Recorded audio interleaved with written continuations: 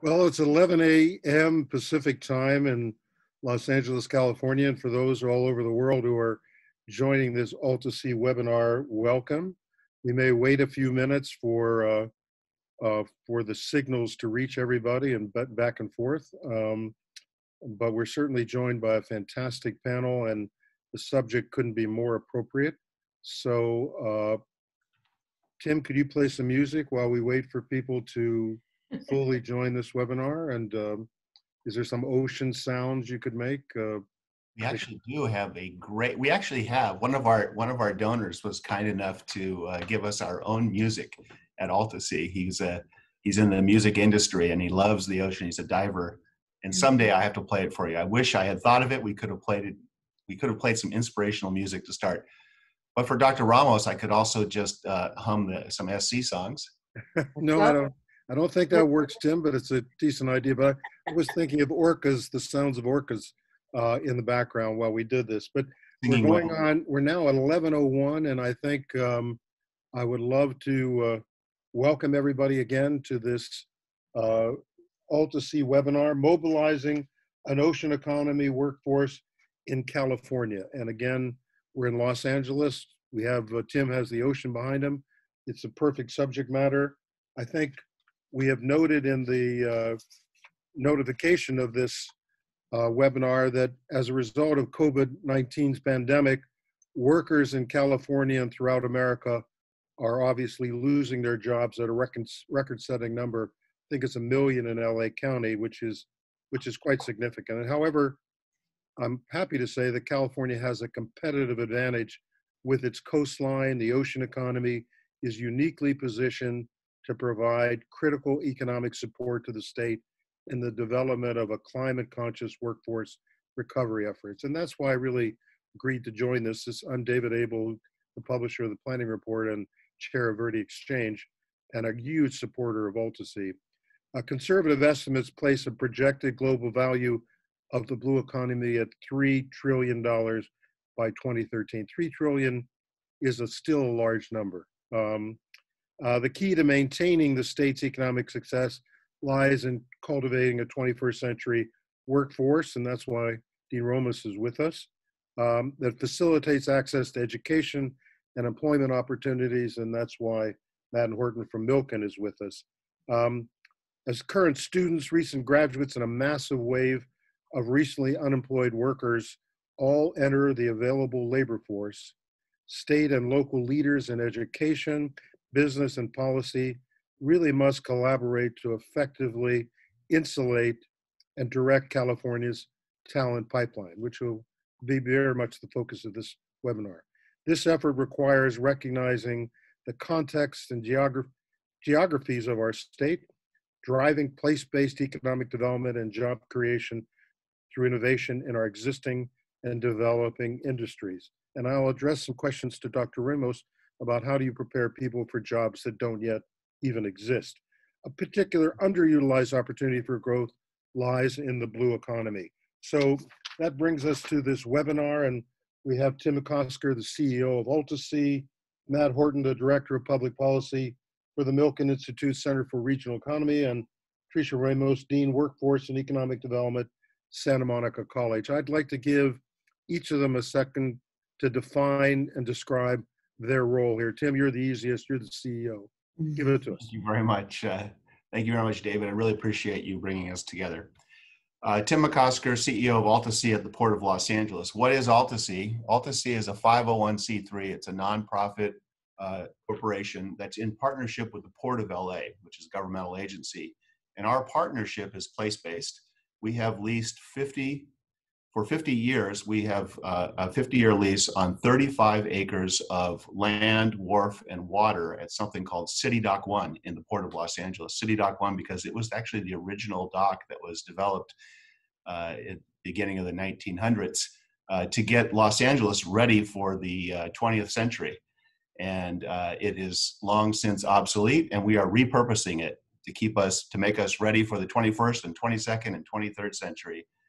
In the ocean economy, which I'll get to in a minute. But the way we've envisioned doing that is that AltaSea on the 35 acres has about 250,000 square feet of existing warehouse that can be adaptively reused. Our project one in phase one will be to adaptively reuse 180,000 square feet of warehouse that is set aside for business incubation, business startups, established businesses, all in the ocean economy. Next to that structure is another structure that will be repurposed. It's 46,000 square feet now. We have designs to make it about a 60,000 square foot building that will be a multi-use university research center. And I'll come back to that when we talk about the research center. But we will put researchers, professors, instructors, students into that building, and they will have the ability to be at the research bench and be immediately adjacent to a business center. So the technical transfer that is so critically important to universities and so critically important to our future innovation and our emerging economies can happen right on our campus. And maybe most importantly, our third project in phase one is to build the engagement center, which will be this state-of-the-art, beautiful engagement center where our environmental documentation tells us we're going to have 50,000 students a year, young students, as well as 100,000 visitors who will come and learn more about what's happening behind them, behind this building, on the property, in the business sector. What are the new emerging businesses and what's happening in the research center? All of it designed to inspire the next generation of scientists and entrepreneurs and the next generations of innovators in the blue economy. So that is us in a nutshell. And we are place-based, but we're participating in this worldwide blue economy. And we are really excited to be here today to talk to additional experts who are going to be critical to the success of AltaSea. Well, I want to bring on Dean Ramos and Matt Horton in a second with introductions. But Tim, because this is a discussion about workforce and job opportunities, what attracted a talented lawyer, former chief of staff to a mayor, managing partner of a law firm, to take the position of CEO? Give us the reason. Well, the reason was I was practicing law. Thank you very much for saying all that. I can't tell you what attracted that talented person. I'll tell you what attracted me. I was practicing law and actually came to AltaSea at the Port of Los Angeles as their general counsel. And I was assisting our founding executive director, Jenny Crusoe, in reworking the lease and reworking, how we were going to present this project. I am born and raised in San Pedro in the harbor area, which is the immediate residential community next to this project. And while providing the lawyering, fell in love with the project, fell in love with the idea of doing a few things, creating this business center, creating this academic center, and bringing to an area that is underserved and has a great need for jobs and economic development and opportunity for our youth, bringing something to this community that it badly needs. And while we're doing economic development and while we're creating jobs, we also have a chance to save the world, because so much of what can happen in the blue economy can actually reverse some of these existential challenges that we have in global warming, ocean acidification, sea level rise. So it's something I just fell in love with. And at the end of the process, Jenny Crusoe, our executive director, went to the board and said, why don't we bring McOsker on as a CEO? And well, Tim, I'm not sure you, other than saving the world, you imagined this in Notre Dame when you were an undergraduate, becoming the CEO of AltaSea. But let me go to Dean Patricia Ramos, the Dean of Workforce and Economic Development at Santa Monica College. Talk about what your responsibilities include, and then I'm going to ask you why you took this position. Sure, David. Thank you.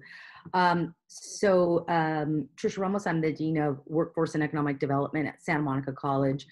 And my job is, kind of a little bit of everything. I am primarily responsible for bringing resources to the college, whether those are capital resources or human resources, to really assist all of our career education programs,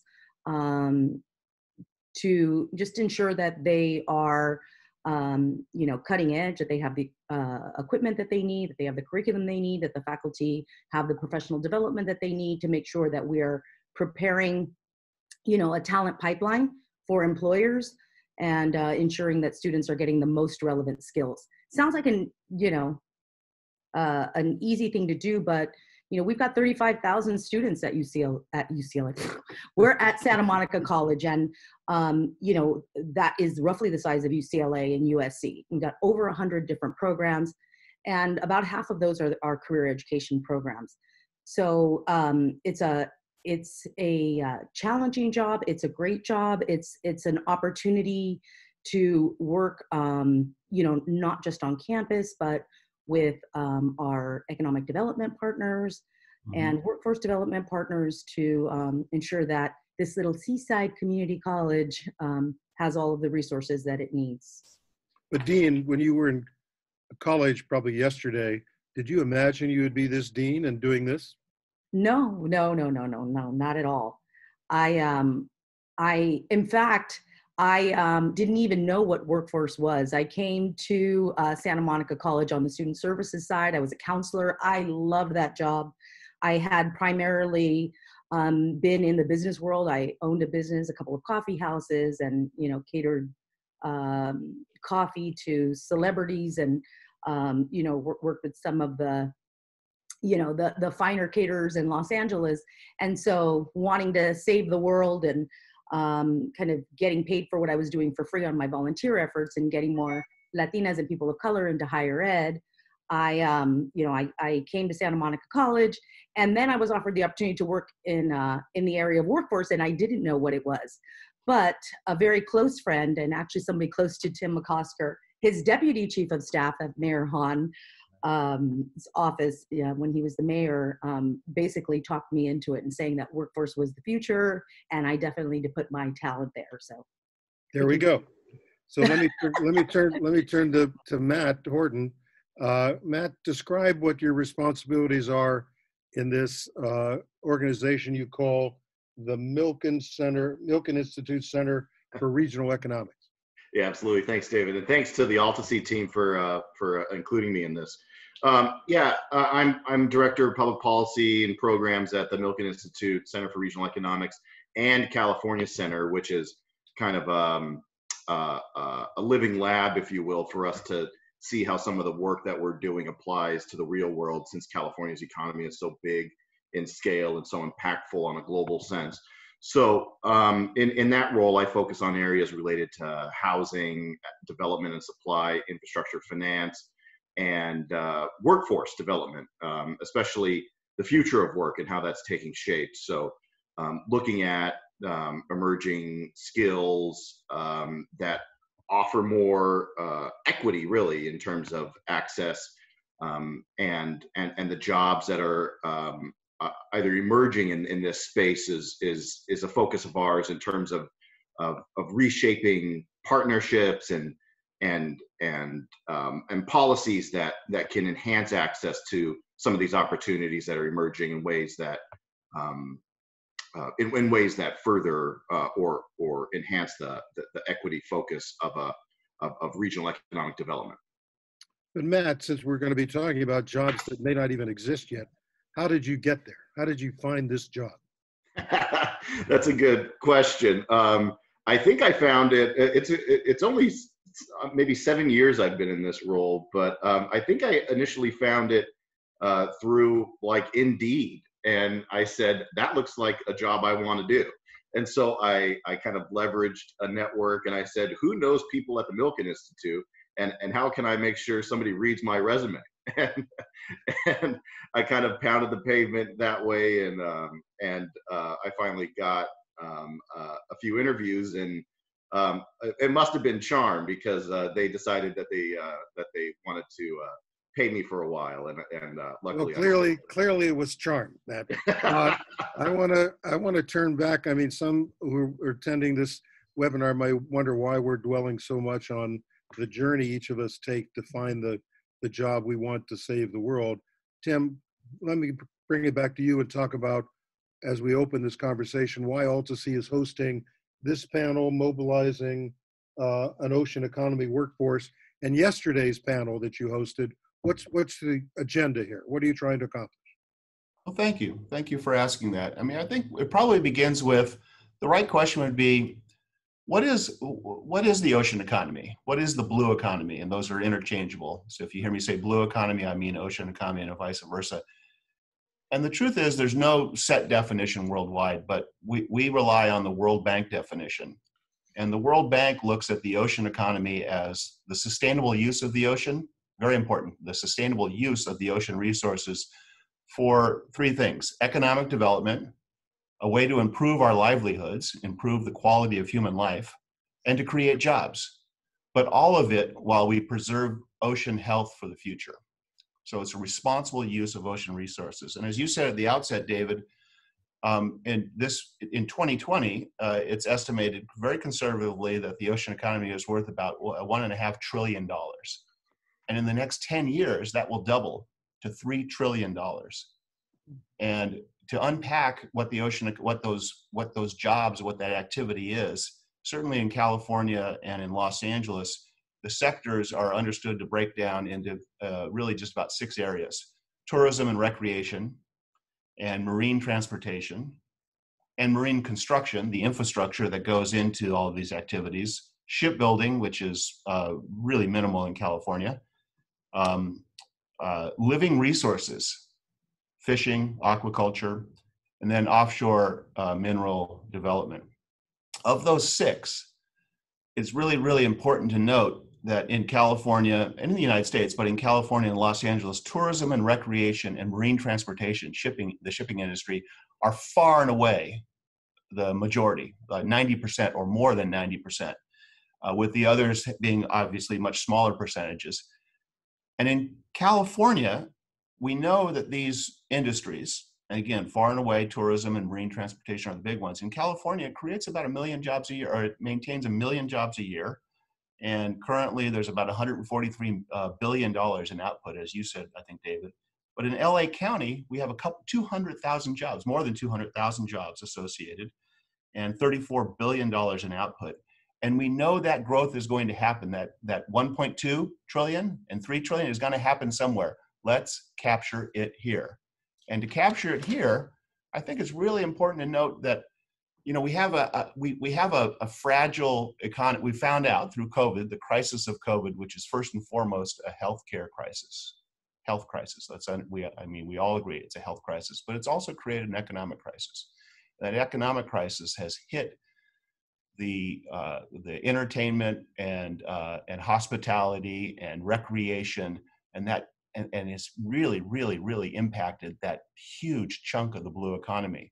And so we think as we come out of COVID, and we certainly will come out of COVID, we have additional challenges. We have climate change challenges. We have challenges in consolidation of industry. We have challenges in, we don't want to overfish the waters. So we need to look to that growth of the blue economy. We need to look at emerging sectors. What is emerging? This is what I'm coming to. What's really, really, really important is we look to those opportunities where, under the World Bank definition, we can grow this blue economy, grow a diverse economy that doesn't just rely upon recreation and entertainment, and grow it in a way where we're creating jobs, improving livelihoods, but sustaining the planet for the future. And so we at AltaSea think those are in aquaculture, ocean farming in a sustainable way. We think it's in robotics and ocean tech, where we're going to have machines and robots and technical ways of monitoring the safe growth of the blue economy. We certainly think there are ocean renewables we need to look at, whether that's wind or kinetic wave energy. And we think ocean renewable energies will be extraordinarily important. And there's going to be a lot of jobs that are created by trying to decarbon the shipping industry, as well as the dockside movement of goods. And we want to make sure that we are in a position where, as we come out of COVID, as we grow this economy, that we not only capture that part of the economy, but we also train the young women and men who are coming up and are going to have jobs for that future. Thank you, Tim. Dean Ramos, how do you capture the attention of very practical students going to Santa Monica Community College in need of work, especially during this pandemic? How do you capture their attention and focus it on the opportunity Tim has just defined? That seems to be a challenge. Yeah, and particularly now in this COVID environment and the environment that students find themselves in is doing their scholarly work and their you know, their higher education pursuits remotely, which, you know, they never, I'm sure, planned on, just like none of us did. But I think that students need good paying jobs, and they're very cognizant of it. And at the end of the day, there is so much promise in the ocean economy. It's very exciting. Students nowadays, and I guess let me just back up for a second and say that community colleges serve a diverse student body. And you have everything from students that are taking concurrent enrollment, high school enrollment, to your traditional 18 to 24-year-olds. You've got adult learners that are coming back to reskill. And at Santa Monica, we even have a college for our you know, our older populations that we call our emeritus like me. Our seniors. No, seniors like 55 now. And so, you know, and they get to go to, you know, to college for free. So we've got this whole gamut of, you know, truly cradle to grave. Yeah, I don't want to even say that. I was going to say to career, you know, I think that, and now that people are having to work longer because they're living longer, I think there's just a lot of opportunity. So it really depends on which population you're talking about, David. Like, how do you attract that person? I think for the younger person, you want to get them engaged early. And there's so much policy and funding now that is allowing for that pathway development to start much earlier. You know, our California legislature, in all of its brilliance, understanding that we've got to get a more educated workforce, is investing, you know, a lot of money in career education. So it's exposing faculty to those opportunities that are obviously going to be, you know, the best, you know, opportunities for students, you know, when they're engaging. And so at the end of the day, we just have to keep our eye on the ball and where the jobs are. And then when you're talking about an ocean economy, that's not one industry, it's a cluster of industries. So, you know, it's a little bit more challenging, but again, at the end of the job, it's not just, at the end of the day, it's not just jobs, it's good paying jobs. And so that's the promise that they're coming to college for. Dean Ramos, I want to ask you, because as a 25-year board member of the LA Economic Development Corporation, I know a lot of the private sector come to you to figure out the program to get the students that are seeking those well-paying jobs into those jobs. Mm-hmm. And you've been running a program called Promo Pathways, and I wonder if you could elaborate on whether that's a model for what we have here as an opportunity with the ocean economy. Yes, I think that there's you know, a lot to learn from the Promo Pathway program, and I wouldn't necessarily say that I'm running it. I think the faculty are pretty much doing all of the hard work, but that program was a project of the television industry executives that saw a need to diversify the talent pool that they were getting to producing on-air promotions. So they had what they called promo people and editors, and they were finding that that job needed to be combined. And they also were basically seeing that the students that were coming in to the television industry were coming out of schools, you know, that were, you know, pretty much producing a homogenized, you know, talent pool. And they wanted more Black and brown talent that was reflective of the viewing audience. So they really made a concerted effort to come together and do everything they had to do to keep to basically recruit, you know, very strong Black and brown talent that could go into this television industry and not just get the jobs, but survive in that pretty, you know, intense industry. And, you know, that just took a tremendous amount of energy to put it together, but without that industry engagement, saying that we've got all of these jobs, we're willing to come into the classroom and, you know, bring all of our talent into the classroom, and we will give your students opportunities for work-based learning opportunities, where those are internships, paid internships, and jobs at the end. Nobody in my position is expecting employers to guarantee students jobs. We just want them to guarantee that that opportunity for students. If the employer is coming in and saying, if you produce the talent, we will, you know, give your students the first option, then, you know, that's the win-win. But that engagement has to continue. And so, of course, we've got to have all of the, you know, the faculty trained in understanding what is happening in the industry. And as technology changes, that is, a constant where the faculty need those opportunities to go into industry to learn actually what's happening. Students need the opportunity to be able to learn, the diversity of skills that they're going to need. And, at the end of the day, I think that we're doing a pretty good job of producing talent. We've completed our 8th cohort. We're starting our 9th cohort and we've graduated about 200 students, and they're at ABC, CBS, Time, Warner, Fox, and they're just, they're coming in at very entry level and very quickly advancing, because this program is multidisciplinary. It's not just, and that's what is happening in multiple areas. And I think that this is what's going to happen in the blue economy or the ocean economy as well. It's not going to be one job or one sector that emerges. So students are going to need to have a diversity of talent that requires faculty to come together from different disciplines. And so that's where I think there's some lessons to be learned. Well, Dean Ramos, I think you've done a perfect segue to Matt, because you set the challenge for what industry needs to do to partner with the community colleges and all colleges. So Matt Horton, if I turn to you and say, talent hubs are an important concept for the Milken Institute, do you see them working in the ocean economy and in collaboration with AltaSea and educational partners like Santa Monica Community College? Yeah, absolutely.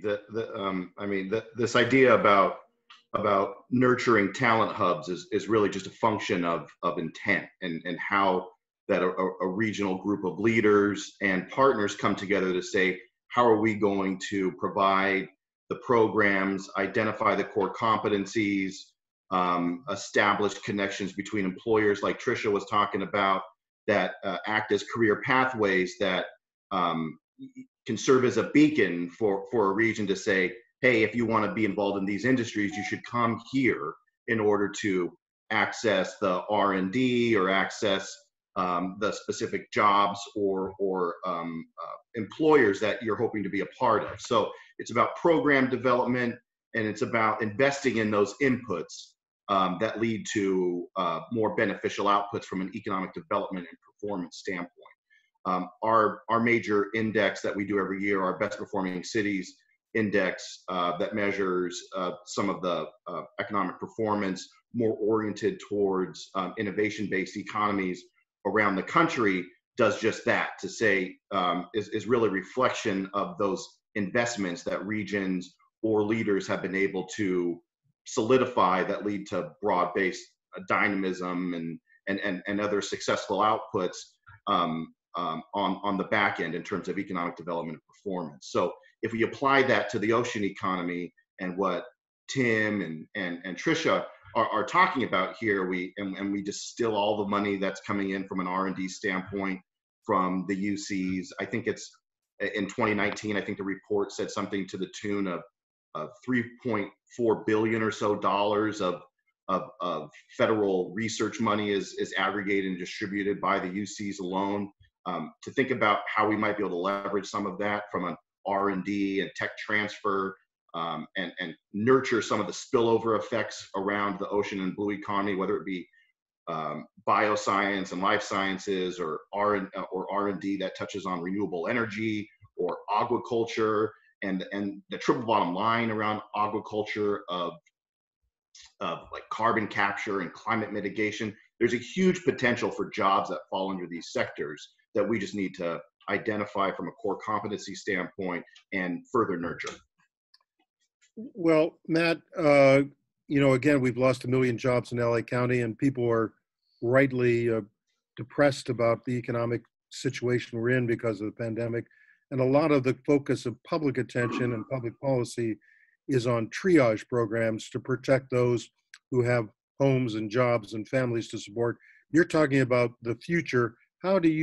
What needs to be unleashed for the future you're thinking about from a private sector investment job opportunity for it to be realized? What do we need to do to get equal attention on the future of the market? I think that's a really good point, David. And I don't think it's a complex solution, but it does require incremental and kind of incremental buy-in and long-term foresight. that being the kind of the regional cohesion that's needed here to identify the opportunity long-term on a long-term basis. You look at initiatives like the Fresno Drive that were really born out of that type of regional cohesion and community development, that were able to solidify a plan and get seed investment essentially from the governor's office to say, this is how we want to build a more resilient and inclusive economy.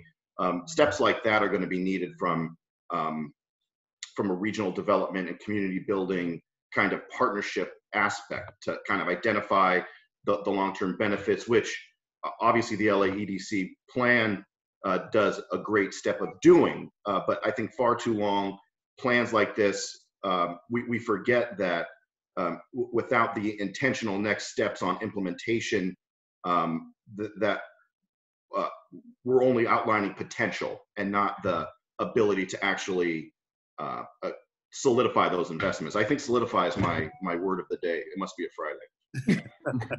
Well, thanks, Matt. I want to go back to you, Tim. We're already getting questions, and I encourage others to submit those questions, which we'll get to in about 5 or 10 minutes.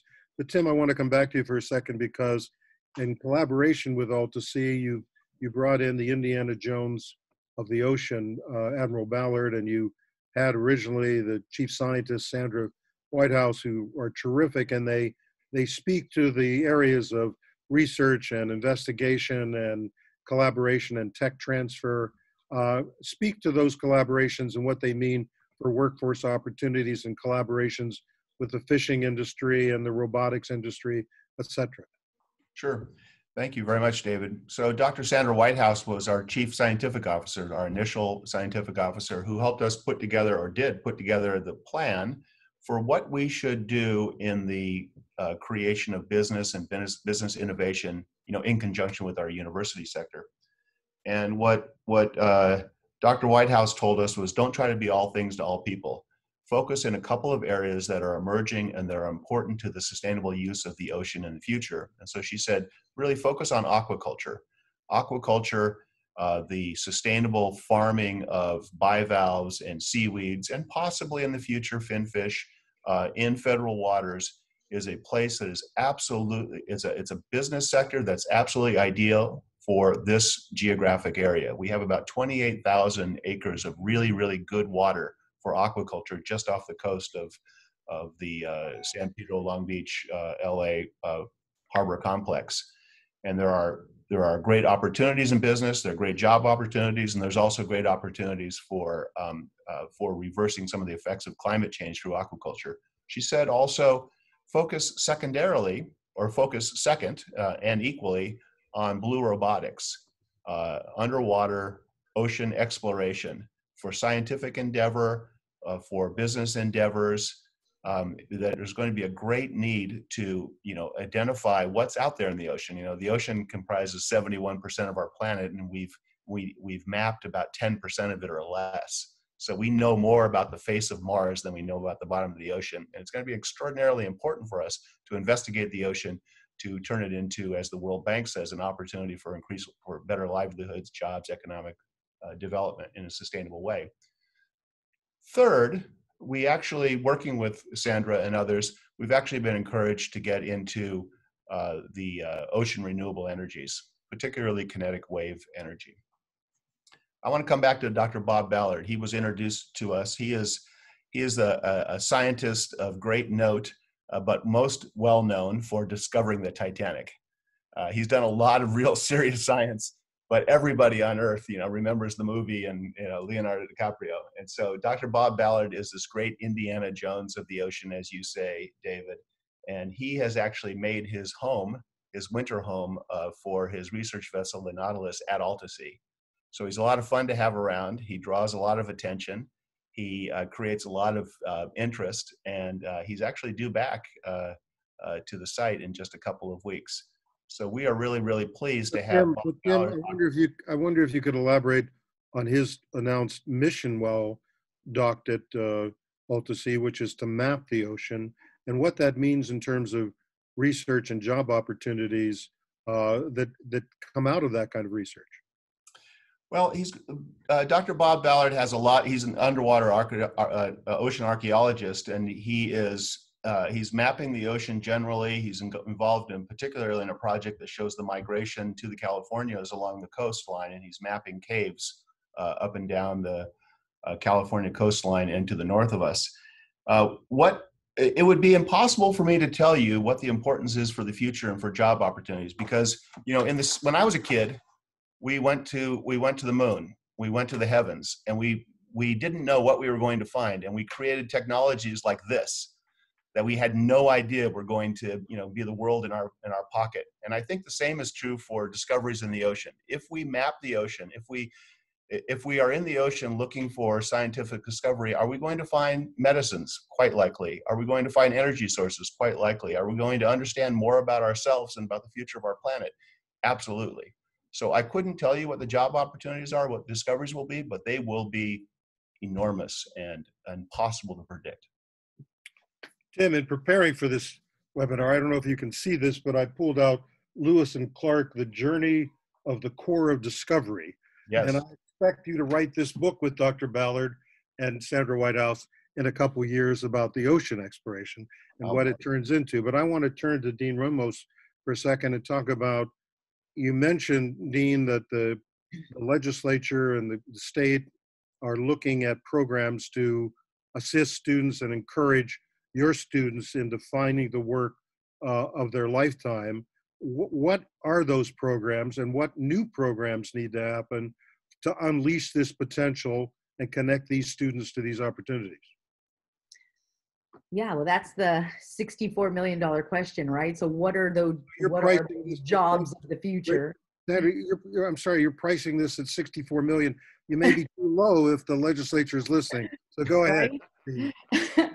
So I think that as Tim has alluded to, we don't know what the future is going to bring in terms of jobs. And, I think that enticing students to come into, an industry or get excited about industry cluster where the jobs are not quite defined yet, is challenging. But I think first it is going to take bringing the faculty together to really understand more about what those opportunities are.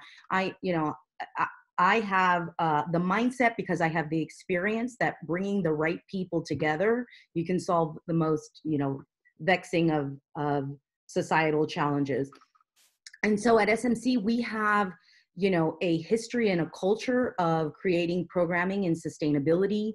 We have a co-located nonprofit organization called Sustainable Works, co-located on campus, and they do everything from helping with our own campus sustainability, our own composting, and infusing that mentality into our curriculum. We've got, a public policy center that is really looking at how students can, be involved in, solving some of these issues like climate change and other, challenges such as homelessness and, all kinds of other societal challenges. But I've already started to bring together faculty around sustainability in life sciences, in business, computer science, in earth sciences, and those faculty had not read the LAEDC report that was commissioned by AltaSea. Obviously, it was just produced at the beginning of this outbreak. But the enthusiasm that I have already noted by just bringing them together, we're just using their talent and their interests that they've already have in our communities, and looking at how we can work together so that as we work together, I think that we will be able to uncover those opportunities together as you attract businesses and that economic development that comes in. If they know that there's a local talent pool, then, I think that will be part of that attraction for the businesses that, that creates those job opportunities of the future. But, so everyone has their role. Me as an administrator, my job is to work with people like Matt at Milken and LAEDC, and our co-located center at LAEDC, which is called the Center for Competitive Workforce, to make sure that we're at the cutting edge. And, we really appreciate Matt really bringing us into this conversation, and Tim, of course, knowing that we'll do whatever we can to service our students, because when you think about who our students are, they're our community. And if you're talking about place-based employment, Tim, you're certainly singing my song, because the effects of gentrification cannot be understated. And you've got so many people, that cannot continue to live, in these, ocean communities. Like you're very fortunate to have been born and raised your entire life in, the San Pedro area, but that can't be said for everyone. I live on the west side. Santa Monica, has been devastated economically by this, by this COVID outbreak. I mean, it's been, it was a $2 billion tourism industry that is now in shambles. And so working together to rebuild that, and to think about having the ocean economy as a part of that rebuilding, for the tech sector, for the biotech sector, and all of that. So, it's exciting. And I'll stop there. Well, thank you, Dean. And I want the questions to continue to come. We'll get to them momentarily, but I want to go to you, Matt, because I think Tim could tell the story, but the history over the last 100 years in San Pedro started with the fishing industry and canneries and employment and a thriving economy there, also resting on tourism and travel to and from the ports and trade to and from the ports. But now you've got aquaculture and farming, and I'll note for all the panelists that I'm aware that Mars Corporation, the 5th largest private corporation in the world, most people think of them as a candy company, have been deeply involved in pet foods and the search for protein, and the oceans are their bed for looking for those proteins. And they placed their chief scientist at UC Davis for the last 4 years to work with that university on research that leads to the discovery of those proteins in the ocean. Those are the kinds of things, Matt, I would think that the Milken Institute would be interested in. Can you elaborate on what other potential opportunities we can hang out there for our audience and be tempting for the dean to utilize to create the kind of job opportunities their students are looking for? Yeah, David, I think that's obviously the question of the day. What are the jobs going to be, and how are we going to provide access or enhance access to those jobs, especially for Black and Brown and disadvantaged communities, or from a reskilling standpoint for those that have been either displaced pre-COVID, that incumbent workforce, and in a post-COVID landscape. I think, as Tim talked about, those jobs in robotics have broad crossover applicability between sectors and applications. Bioscience and life sciences, the technologies that and the innovation in studying those potential applications also could create countless new businesses and innovations. But as I mentioned earlier before, there's also kind of a climate stewardship policy angle here that we can explore up and down the whole coastline of the West Coast, not just California, in terms of the carbon capture that's mentioned in the LA EDC report, and what that means to the state's long-term climate mitigation goals, the policy jobs, and the research in terms of the potential to replenish algae cultivation in the offshore as a mechanism to not only cultivate protein and fish from the sea, but to capture carbon and mitigate the effects of rising CO2 and rising coastlines. So being able to deploy research into these sectors, there's a question in the Q&A about how do we apply like a Silicon Valley aspect to this. And it kind of, for me, that would pivot from not just concentrating an R&D perspective and innovations, but also the business development and layering of incentives that help cultivate business formation is a really key component here, that kind of get to the Silicon Valley model from the early stage investment and the public policy elements that went into that. So wrapping all of that together, I know that's kind of a mixed bag, but that's kind of that's how I think about this from a jobs and place-based investment scenario building perspective. You got it, Matt. I want to go to the questions now. We've got a number of them and we're willing to take more if you have them, but Jeff Masson, if I'm pronouncing that name correctly, says commercial fishermen are poised to help scale up the blue economy. We have boats, equipment, knowledge, and experience in providing food to the community. Do you envision a synergy between the scientific community and commercial fishing to help with food security, jobs, and strong economic waterfronts? Clearly, there are mariculture opportunities in California's offshore waters to create food supplies. Who wants to take that on? Tim, you want to start and I'll move it around? Sure, I would love to. I could not agree more. I mean, I'm born and raised here in San Pedro. This is the center of the fishing industry in a very, very broad region, and we have commercial fishing industry, which is smaller today than it was in the past. That is an important part of the blue economy. I mean, we have wild caught fish are sustainably caught by responsible fishermen, if I can say that still. And I think that it would be extraordinarily important to us to turn to the ocean and look for protein sources, because protein sources in the ocean are so much better for our long-term environment than terrestrial growth of beef and pork and chicken. And I think federal water aquaculture is a part of the solution. Mariculture along the coast and state waters is part of the solution. Wild catch is part of the solution.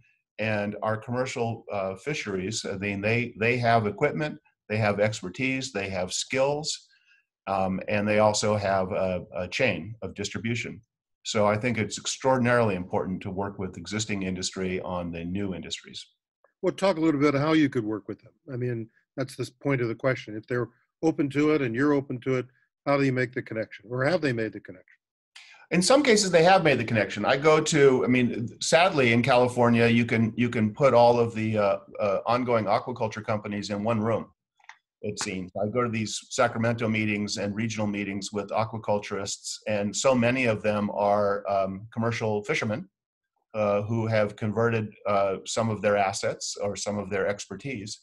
And I think it's extraordinarily important to continue to do that. I think one of the things we are looking at AltaSea, which would be exciting to Dean Ramos, is that we're looking at a certification program for aquaculture.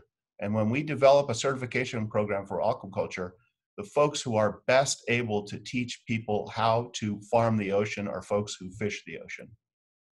And I think that what we would do is we would have our existing aquaculture companies who are looking at the certification program look to commercial fisheries and say, how do we best prepare women and men for the future of farming alongside wild catching? It is interesting to note that California, Los Angeles County and California used to be an agricultural economy, and so did Los Angeles County. Mm-hmm. And now we're talking about agriculture in the ocean. Mm-hmm. And it seems to me that skills and opportunities abound as we need more and more protein from other sources and can't bring it from abroad the way we used to. So I think you're right on. Joe Oistick from Montauk Technologies says, I'd love to explore how to engage SMCC and other stakeholders in internships for the accelerator we are starting at AltaSea. Can you elaborate, Tim, on what that opportunity would be and how it might relate to what Dr. Ramos is doing? Sure. Joe and his colleagues have signed on to AltaSea, and we are partners in their accelerator, which will really focus. They have a particular expertise coming out of experiences with Caltech, with JPL, and in biosciences. And they are going to be accelerating, standing up and accelerating companies at AltaSea. And I think it would be absolutely ideal. And I would give each of you a warm handoff to one another, Dean Ramos, to Joe and the Montauk Technologies Group. Well, Dr. Ramos, let's do that handoff for a second because part of Montauk includes one of my favorite people, Dean Weiberg, who used to handle commercial tech transfer at JPL. Do those kinds of opportunities and internships, are they attractive even if those internships are not fully paid jobs yet, but have that potential? Are they attractive to your students? Absolutely. I think that Santa Monica College attracts students from all over the LA basin. And so certainly for those students that are living in, more of the South Bay area, I think those kinds of internship opportunities will be fantastic. But, it really just depends. Are we looking, to, create those internship opportunities that go right into jobs? Or are we looking for students that are going to possibly transfer, to another university? And so I think the more engagement that the faculty can have with that company and understanding the talent that they need, and encouraging students to either develop, their education appropriately and keeping them engaged.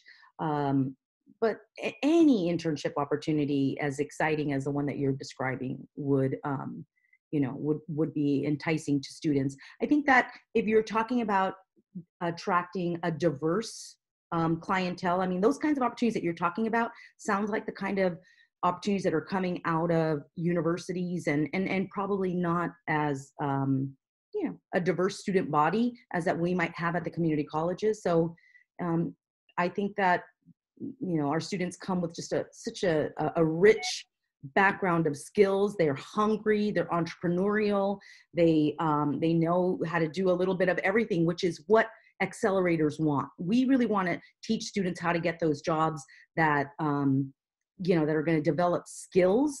And when you talk to people that are upstarters or accelerators or whatever else, they're not describing one talent that they want students to have. They want them to have a wide range of talent. And so I think that getting employers to look outside of the box of their traditional interns is going to be beneficial for them and the students. Well, Matt Horton, picking up on that, the word accelerator was used. We've talked about clusters in the LEDC report. These all fit into the work and interest of the Milken Institute, but translate that to granular level to what that means and potential for job opportunities and creating employment centers in Los Angeles County for the 1 million+ people who've either lost their job or looking for a new career in the 21st century. Again, a great question. And let's just take a look at one area then, I guess, that I've been thinking about here lately, and Tim can correct me if I'm making any false assumptions on the opportunity here, but look at renewable energy tied to wind from the blue economy perspective.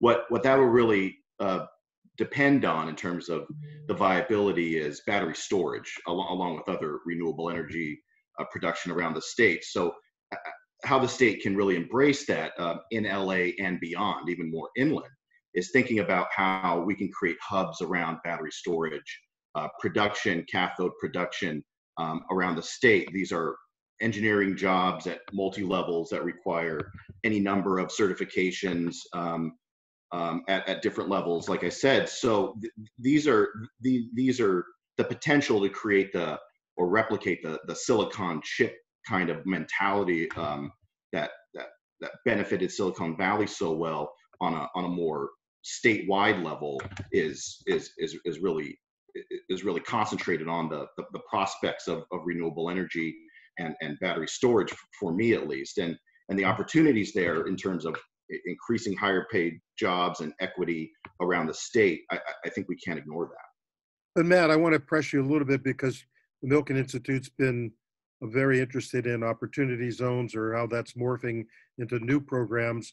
And the legislature, as the dean has said, is thinking about programs that are going to get us out of this economic cratering. Is there an opportunity zone idea for the ocean economy based in San Pedro Bay that we could take advantage of if we seeded the idea in this webinar today?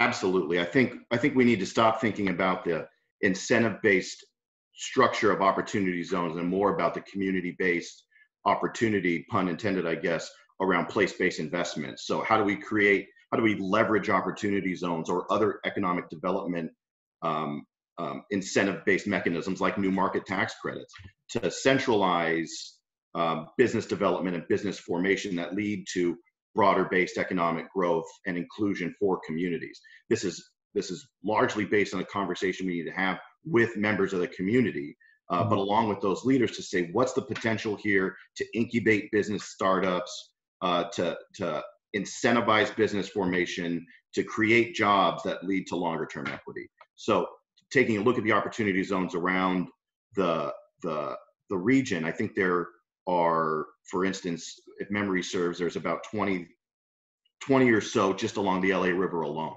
So as those go down to the port and to AltaSea, it's an opportunity for leaders in the region to say, hey, how do we leverage these to create more economic development and layer other incentives on so that we can create or purposefully set up the economy we hope to have in 5, 10, 15 years. You know, Dr. Ramos, I've gotten a question here of someone who attended your college and graduated, went on to UCLA where they graduated, and said they're really excited about this certification program. Is this a certification program? I know Tim mentioned it because of your collaboration with AltaSea. Is this something that could be done in other community colleges as well as yours? And how do you do it? How do you make it happen? Are you the person to make it happen? Absolutely, absolutely. And I think I did see that question in the chat, and that the caller wanted to know what the opportunities were for LA Harbor College, which sits right there in San Pedro. And I think that the more exposure that you have, I mean, Santa Monica obviously has its own ocean economy, and of course, so does the South Bay. But to your specific question regarding certification, there was a very recent opportunity for community colleges to work together under some funding, and it was really the first time. And I've been at Santa Monica College for 18 years, in this job for a dozen years. There was no incentive for community colleges to work together until very recently. We've got 19 community colleges in Los Angeles, 9 of which are part of the LACCD district, and 10 of which are called the ring colleges, like Santa Monica and others that are not in LACCD. Mm-hmm. And so the legislature does not want to duplicate efforts. They don't want to, have everyone doing the same thing. So, but regional collaboration is not an easy thing in and of itself. So one of the best successes that I can see in the region, and actually Bill Allen mentioned it yesterday, was Amazon was developing their Amazon Web Services, part of their organization. They were really looking to create more opportunities in cloud computing for basically all the companies that they were selling their cloud services to. There's just not enough, people that have the cloud computing skills. So we were creating a pipeline of talent in the information communications technology sector. They partnered with us. It was the largest collaboration on the globe that they had, as far as Amazon Web Services was concerned. We had one of our faculty members attend that really didn't have that exposure to cloud computing 5 years ago. He saw the opportunities, learned the curriculum. We co-developed a curriculum with Amazon Web Services, with the intention that we were going to share it with all 19 community colleges in Los Angeles. And that's exactly what we've done. And now those community colleges are partnering with high schools. So we have now graduated thousands of students that have cloud computing skills tied to Amazon Web Services. And we're trying to get them into the tech industry because that seems like the lowest hanging fruit. But the best opportunities for students, for underrepresented students, is to go into the non-traditional fields, not just tech, because cloud computing talent and skills are needed in healthcare, they're needed in transportation, they're needed across sectors besides tech. And so very recently Metro is hiring 20 of our cloud computing graduates. Right. So as a non-traditional sector. So we need to capture your enthusiasm, that's for sure. That's why we recorded this, but we have a minute to close. okay. And I want to let Tim bring us home here. So Tim, you started with your journey of how you got enticed to be CEO here. What's the potential of AltaSea to meet the challenges of an ocean economy workforce that we truly need? Bring us home here. I will bring you home, but first I want to make one more shidduch, as my people say. I want Dean Ramos and Thomas Grimm to know one another. Tom Grimm is Carlsbad Aqua Farms. He's a brilliant person in this aquaculture sector, and he is looking at certification programs. We're going to connect you after this. Okay. So what can AltaSea be besides the world's greatest water cooler in the ocean economy? Because this is exactly what we should be doing, connecting commercial fishermen to aquaculturists to universities, large tech companies to startup companies. In the World Bank definition of the blue economy, we have the ability to responsibly use the resources of the ocean to create jobs and economic development and improve the lives of folks, and to do it in a way where we preserve the ocean for the future. So not only can we take a region like San Pedro and the harbor area and Southern California and create a better life, but we can also create a life for our children and our children's children who can come into good jobs and can raise their families in communities like Wilmington and San Pedro and the Harbor Gateway. And they can be assured that their children's children will have a planet to live on. We are literally trying to save the world. Well, that's where we started, Tim. I want to thank, because we've come to the close of the hour, all of those who've participated and our distinguished speakers, Dr. Ramos, Matt Horton, Tim, Jenny, and the AltaSea team. And I hope you'll take this to heart, because this is a positive opportunity in the county at a time when positive opportunities are looking for. So I, David Abel, want to thank you for allowing me to participate in this panel and for what AltaSea is trying to do. So thank you, everybody. Thank you. Thank you, David, and thanks to the AltaSea team. You Thank got it. you very much to all of you. Thank you.